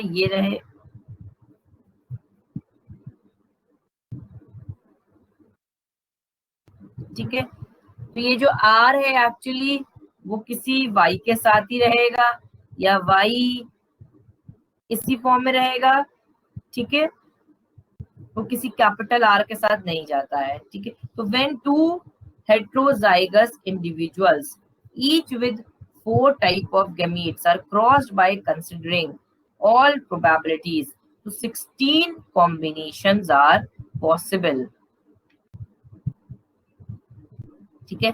तो उस डाइहाइब्रिड क्रॉस को उससे रिवील हुआ presence of 4 type of phenotypes, एक रेशियो में 4 टाइप के फिनोटाइप्स अपीयर हुए जो मैंने अभी आपको दिखाए। तो ये फाइंडिंग्स मेंडल की ऑब्जर्वेशन के साथ गई। तो मेंडल ने फिर उसके बाद ट्राई हाइब्रिड क्रॉस भी करा, considering 3 traits at a time, and got the similar results, on the basis of which he predicted the principle of independent assortment of factors. अब क्या है उनका इंडिपेंडेंट असॉर्टमेंट का लॉ, ये हमने कर लिया तो हम पढ़ते हैं कि it states that when 2 pairs of traits are combined in a hybrid, when 2 pairs of traits are combined in a hybrid, मतलब जब डाई हाइब्रिड क्रॉस किया जाए तो segregation and inheritance of one pair of character or trait is independent of the other pair of character or trait के segregate होके आना और inherit होके आना किसी भी पेयर ऑफ ट्रेट का, वो इंडिपेंडेंट होता है of the other pair of character और ट्रेट। यानी in other words we can consider the inheritance of 2 or more genes at a time. So their distribution in the gametes and in the progeny of subsequent gamete is independent of each other. यही है बस कि उनकी जो distribution आ रही है वो actually वो इंडिपेंडेंटली वो इनहेरिट होके आ रहे हैं। ठीक है, तो मेंडल की जो हाइपोथेसिस है दैट एग्रीज वेल, वो आज की नॉलेज के साथ भी मेंडल की हाइपोथेसिस एग्री करती है। आज नॉलेज है हमारे पास मियोसिस की, क्रोमोसोम्स की, जीन्स की। तो according to law of independent assortment, अब हम आज के बारे में अगर बात करें तो हमारे पास जीन्स की नॉलेज है, हमारे पास मियोसिस की जो नॉलेज है, तो हम आज के टर्म्स में अगर बोलें तो इसका मीनिंग क्या हो रहा है, according to law of independent assortment the separation of genes, the separation of genes of one given pair of chromosome, किसी भी एक पेयर ऑफ क्रोमोसोम से जो जीन का सेपरेशन हो रहा है ऑफ क्रोमोसोम से उसके, and the distribution of the gamete, के उसका जो डिस्ट्रीब्यूशन हो रहा है गैमीट का मियोसिस के टाइम पे, वो एंटायरली इंडिपेंडेंट होते हैं of the distribution of other gene pair on other pair of chromosome. एक पेयर ऑफ क्रोमोसोम पे कैसी जीन जा रही है ये इंडिपेंडेंट होता है कि दूसरे पेयर ऑफ जीन्स पे कैसी जीन्स जा रही है, दूसरे क्रोमोसोमल पेयर में कैसी जीन्स जा रही हैं। तो ये मियोसिस में ये कह रहे हैं कि ये चीज इंडिपेंडेंट होती है। तो फिनोटिपिक रेशियो 9:3:1 आया है एक्चुअली, लेकिन has a hidden genotypic ratio. Genotypic ratio भी एक आया है, वो बहुत बड़ा है कि 1:2:4:1:1:2:1:2:1। एक बहुत बड़ा फिनोटिपिक रेशियो भी आया है, जीनोटिपिक रेशियो भी आया है। तो जीनोटाइप्स, बेसिकली हमने जीनोटाइप्स देख लिए थे, जिससे हमने कह दिया कि 9 जो है वो राउंड येलो आए, 3 जो है राउंड ग्रीन आए, 3 जो है रिंकल्ड येलो आए और 1 जो है रिंकल्ड ग्रीन आया। ये फिनोटिपिक रेशियो हो गया कि हमने उनका जो मॉर्फोलॉजी आई उसके अकॉर्डिंग देख लिया। लेकिन स्टिल उसमें जीनोटाइप्स हैं, बहुत सारे जीनोटाइप्स इन्वॉल्व हैं। अगर हम जीनोटाइप्स की बात करें तो ये जो 9 कैरेक्टर्स आए हैं, अगर हम बात करें F2 जनरेशन में जो आई थी, तो अगर ये कॉम्बिनेशन है RRYY, तो ऐसा तो एक जीनोटाइप आया था। ये बात करेगा राउंड येलो की, है ना, राउंड येलो की बात करेगा। वहीं पे अगर ये कॉम्बिनेशन फाइनली जीनोटाइप जो F2 का बन के आ रहा है उसमें ये कॉम्बिनेशन है, तो ऐसे 2 आए थे जो आपका 9:3:1 आया था बेसिकली, तो उसमें 9 आया था। इतने कैसे 9 बने थे ये बता रही हूँ। तो ये भी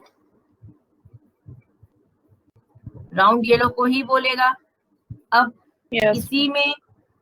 इसी में अगर ये ऐसे कर दिया जाए तो ऐसे 2 आए थे, ठीक है, तो ये भी राउंड येलो के लिए ही करेगा।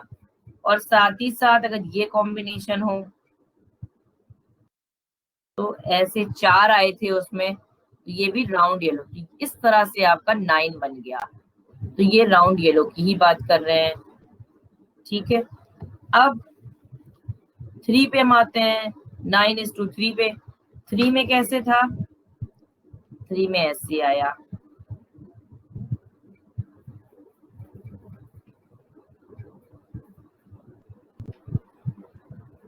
ये 1 आया इस तरह का और ऐसे 2 आए, तो टोटल ये 3 बन के आ गए हैं। Round ये green. Round green.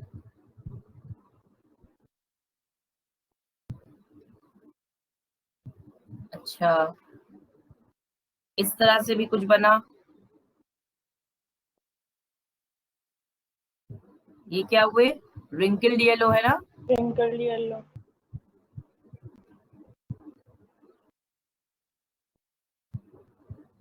तो ऐसा एक कॉम्बिनेशन बनेगा और ऐसे एक कॉम्बिनेशन बन जाएगा। तो ये रिंकल्ड ग्रीन के लिए हो गया।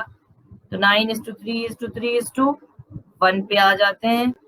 एक कॉम्बिनेशन ये भी बनेगा पूरा होमोजाइगस रिसेसिव का, है ना, रिंकल्ड ग्रीन के लिए।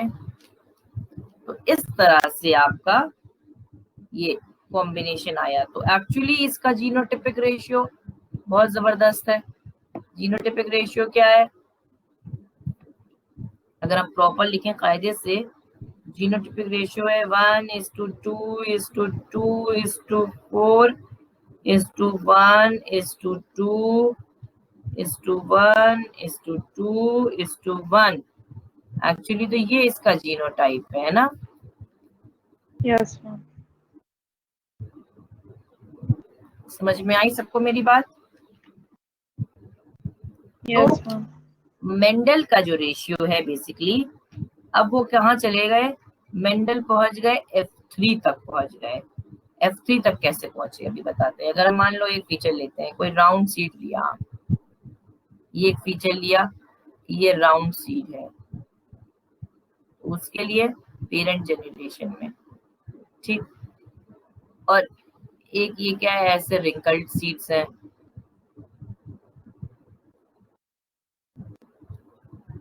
ये क्या है? राउंड सीड है। तो पेरेंट जनरेशन में क्या आएगा? सारे राउंड सीड ही आएंगे ना, क्योंकि डोमिनेंट वाला नॉर्मली दिखता है पेरेंट में आके, ठीक है। रिंकल वाला तो रिसेसिव से था। अब ये हो गया F1 जनरेशन में सारे राउंड आए, ठीक। अब सेल्फ पॉलिनेशन हो गया राउंड वाले का राउंड वाले से, ये चीज। तो कैसे आए? F2 में कैसा आया? F2 में जो आए ऐसे भी आए कुछ, और कुछ ऐसे भी आया, यानी कि 75% राउंड आए। भाई 3:1 का रेशियो था ना F2 में, मोनोहाइब्रिड क्रॉस में, और 25% रिंकल्ड आए। ये मोनोहाइब्रिड ही तो दिख रहा है। अब इसी चीज को इन्होंने क्या करा? F3 करवा दिया, F3 करवा दिया, ठीक है। F3 में क्या हुआ कि कुछ तो राउंड आ गए, ठीक, जो कि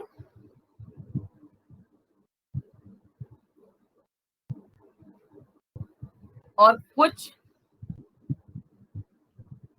कैसे दिख रहे हैं? ये राउंड, कुछ रिंकल्ड, और एक तरफ खाली रिंकल्ड दिख रहा है।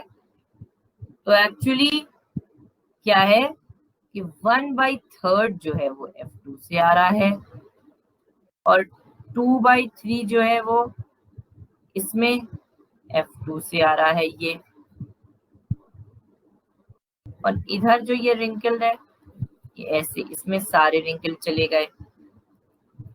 कहने का मतलब है कि प्योर डोमिनेंट जो है वो सिर्फ 25% है, और जो ये है यहाँ पर 3:1 का रेशियो दिख जा रहा है बीच में एक जगह, ये 50% हाइब्रिड है और प्योर रेसेसिव भी 25% है।